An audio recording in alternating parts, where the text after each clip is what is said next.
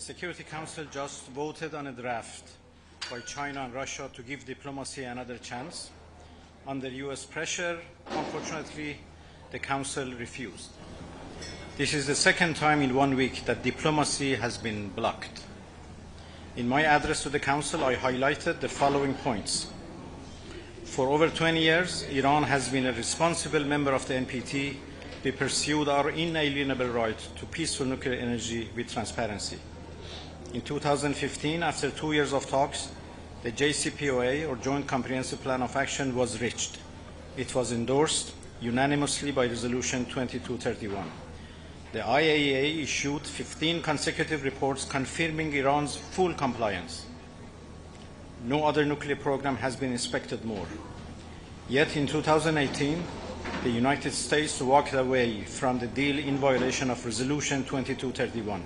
No legal grounds, no justification. Iran remained fully compliant for a year.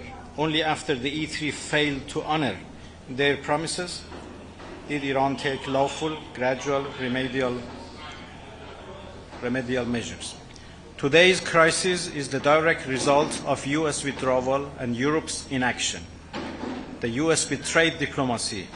The E3 buried it. For years, the US and the E3 misrepresented Iran's peaceful program. They echoed Israel's false claims, even as Israel maintains the region's only nuclear arsenal outside the NPT. The double standard is glaring. Despite assassinations, sanctions, and bombings of IAEA-monitored facilities, Iran has not violated the JCPOA, the NPT, or our safeguards obligations. When the current US administration called for dialogue, Iran responded in good faith. 5 rounds of talks were held. On the eve of the 6th, Israel, with US backing, attacked nuclear facilities in Iran and murdered our scientists, including women and children. This was state terrorism. It was never condemned by the E3, US, or even IAEA.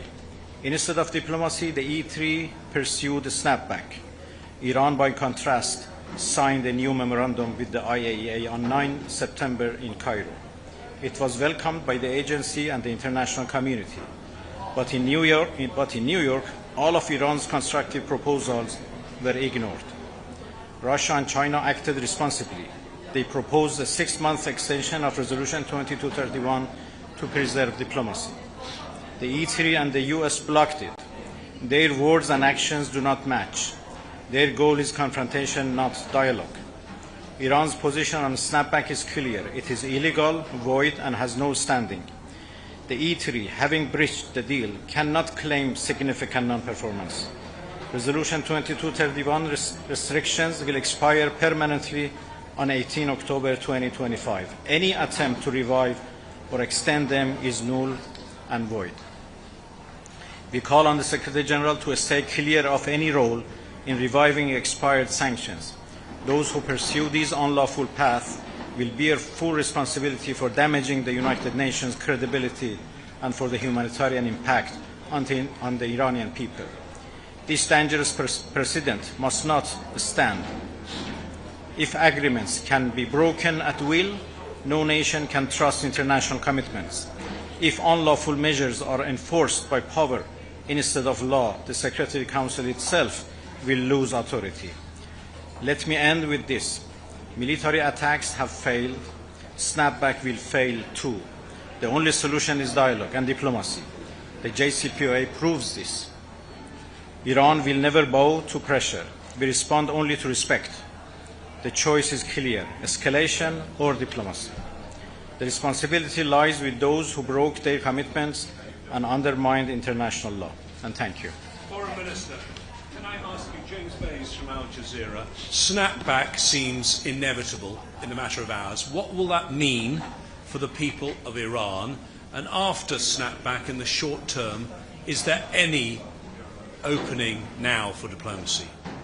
Well, as I said in my statement, this mechanism is the activation of this mechanism is illegal and should considered void and null.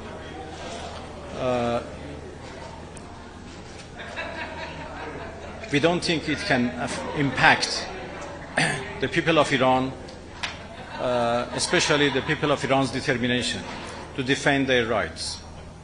The question is, what it impacts is diplomacy. It closed the way of diplomacy.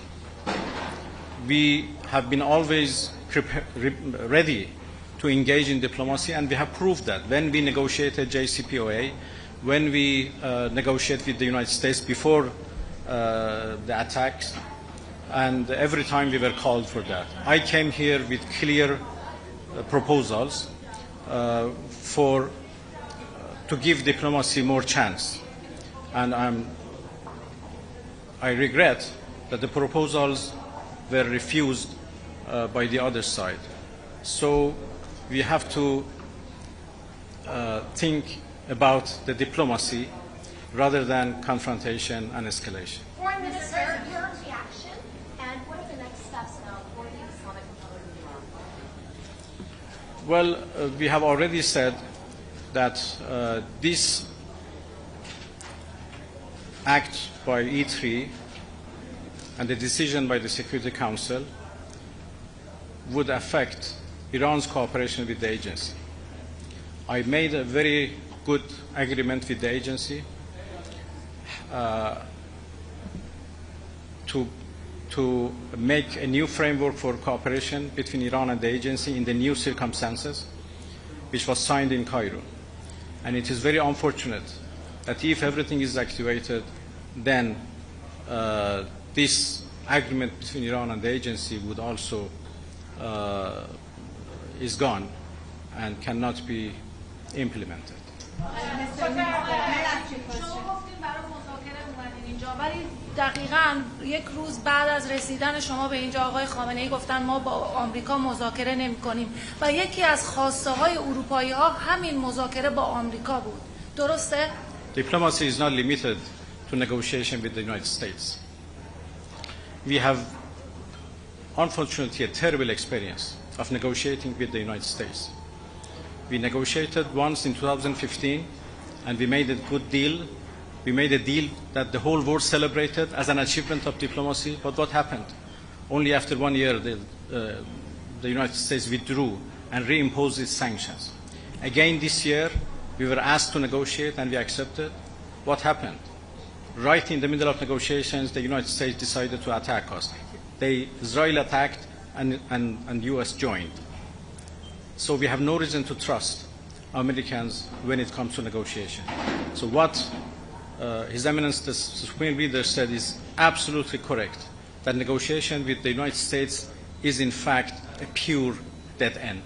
You think that nuclear diplomacy is dead now, given all your efforts failed and Diplomacy would never die, but it would be certainly more difficult and more complicated than before.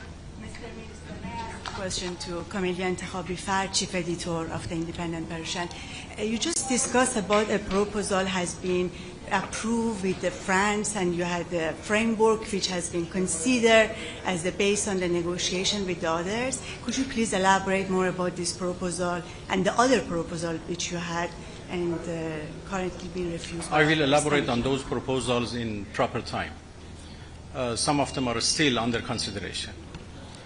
We have shown our good faith by presenting good, doable proposals which could have resolved this problem without any need for tension or confrontation.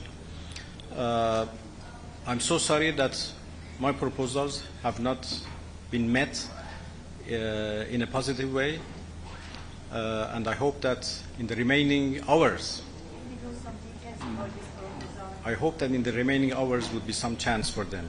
I will give details of those proposals, as I said, in proper time. And thank you so much. Thank you. Thank you.